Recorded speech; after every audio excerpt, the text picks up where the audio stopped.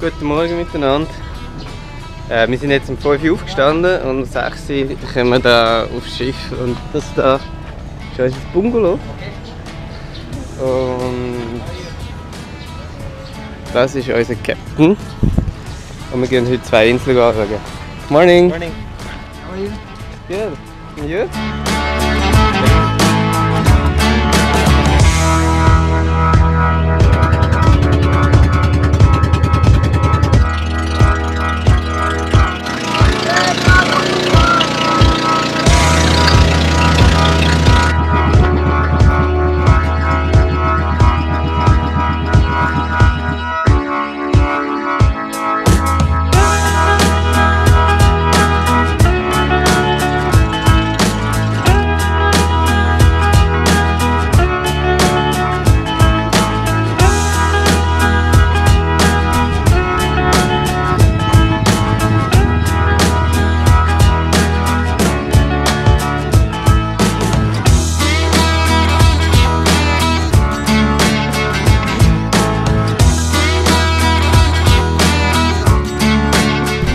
Wir sind quer über die Insel gelaufen, auf Palakasan Island. Wir sind auf der anderen Seite angekommen. Das Wasser ist so klar und wirklich richtig türkis, schon schön.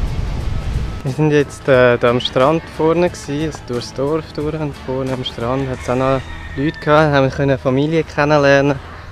Und es war mega freundlich, haben uns gerade Stühle gebracht und dann haben wir, vielleicht haben Sie es schon gesehen oder jetzt gesehen, sind wir mit dem Quadcopter geflogen. Und es haben alle mega Freude gehabt, und die Kinder haben mega Freude gehabt, und es war mega herzig, das Erlebnis.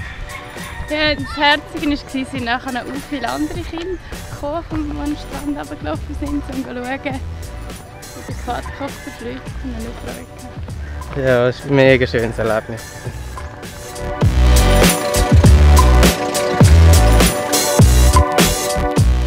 Wir sind jetzt gerade bei Virgin Island angekommen. Es ist mega traumhaft. Schaut uns da an.